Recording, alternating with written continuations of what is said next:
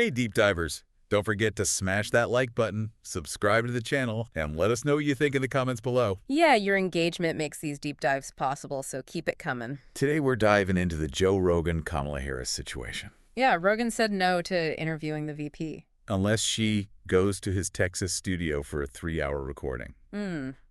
Now, we could wade into the political swamp on this one, but Right. honestly, that's been done to death. Yeah. So instead, we're going meta. Yeah. We're going to dissect the strategic communication Right. and audience-building genius. Genius. Or maybe madness. Or madness. Behind Rogan's power move. Power move. Is this a masterclass in brand building? Hmm. Or a major fumble?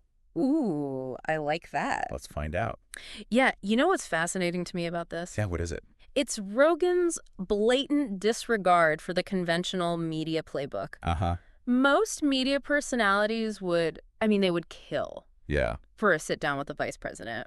Rogan's turning it into a negotiation, Right. like a power play. It's almost like he's saying, my time, my rules. Totally. Rogan insists on this long-form conversation, in his own den, in his studio. His cave. He even said he wants to get to know her as a human being.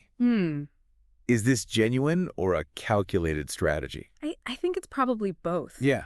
Rogan's built his whole empire on these long-form, unfiltered conversations. Yeah. He's known for digging deep, going beyond the talking points. Yeah.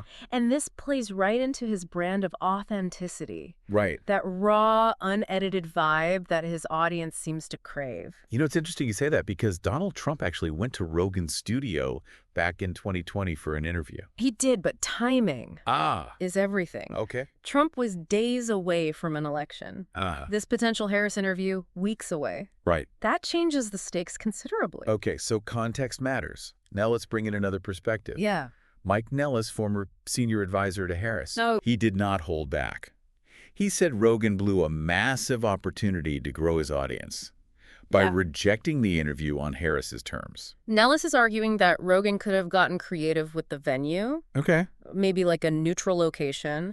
Maybe even a UFC gym. Okay. For a touch of that Rogan flair. I like it. To appease both sides. Yeah.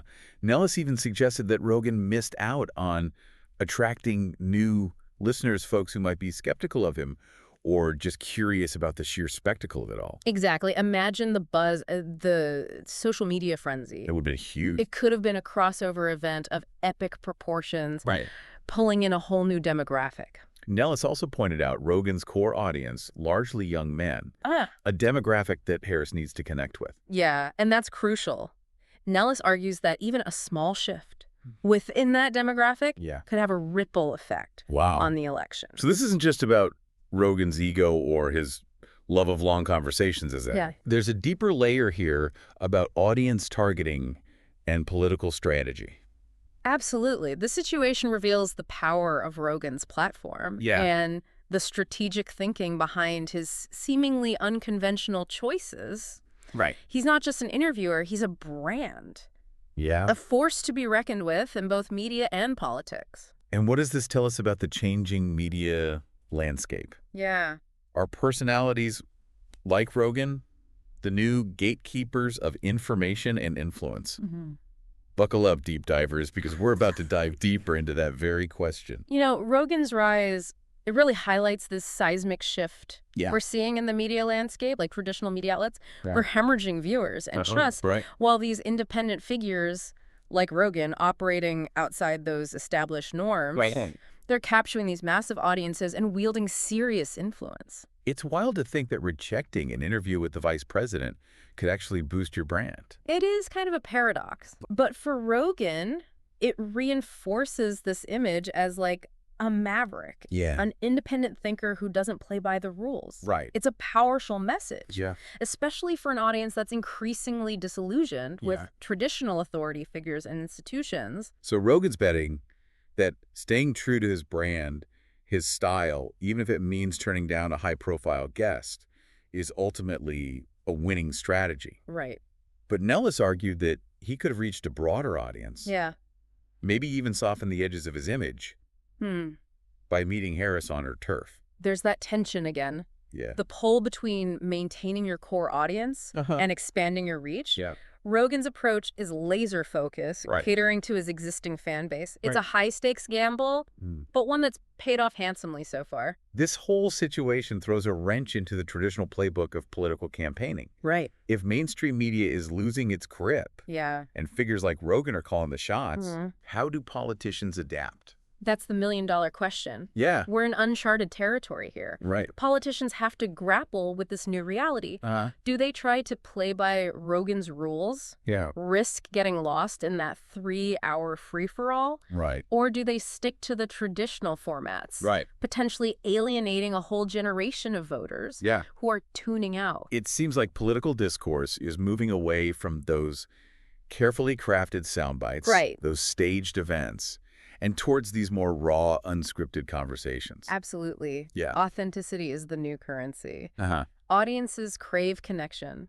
Yeah. A sense that they're getting a glimpse behind the curtain. Right. Rogan's mastered that art. Yeah. His studio feels intimate, like you're just eavesdropping on a conversation between friends. And that's what makes this whole situation so fascinating, right? Yeah. It's not just about a single interview. Right. It's about these tectonic shifts happening beneath the surface. Right. We're witnessing the rise of these new power brokers, new ways of shaping narratives, and a whole new game for politicians and media figures alike. Precisely Rogan's decision, whether you agree with it or not, is a symptom of a much larger transformation. Right.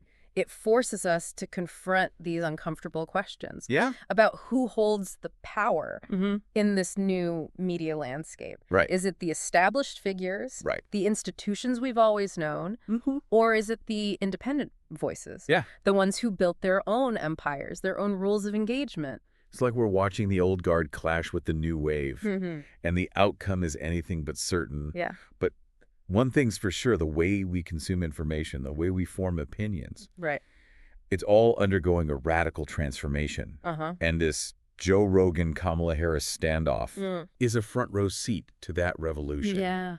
You know, this whole Rogan-Harris thing has me thinking about this whole, like, gatekeeping idea. Yeah. You know, who controls the narrative? Who gets to decide what information reaches the masses? Right. It used to be, like, a pretty clear-cut system, right? Yeah, you had your major news networks, your established newspapers, you know, a handful of these authoritative voices dictating the flow of information. But that model, it's crumbling. It's gone. Right before our eyes. It really is. We're in this, like, fragmented, decentralized media landscape. Totally. Where anyone with a microphone and an internet connection can potentially reach millions. It's crazy. It's exhilarating and terrifying at the same time, right? It's both. Yeah. It's incredible that someone like Rogan, who built his platform from scratch, can command the attention of millions and even dictate terms to someone like the vice president. Yeah. But on the other hand, without those traditional filters, how do we sift through the noise, the misinformation, you know, the echo chambers? Right. It feels like the responsibility falls on us. Totally.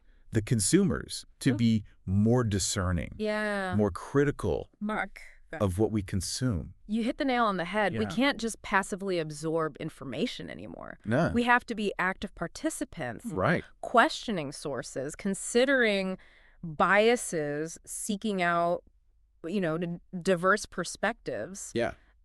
It's a tall order. It is. But it's the price we pay Yeah. for this, like, newfound freedom of information. So even though the interview didn't happen, this whole Rogan-Harris standoff has sparked, like, a crucial conversation. It has. It's forced us to confront these, like, fundamental shifts in how we consume information, how political discourse is evolving, and ultimately who holds the power in this new media landscape. Absolutely. It's a case study in the challenges and the opportunities of this new era. And the answers aren't simple. It's a messy, evolving landscape, and we're all figuring it out as we go.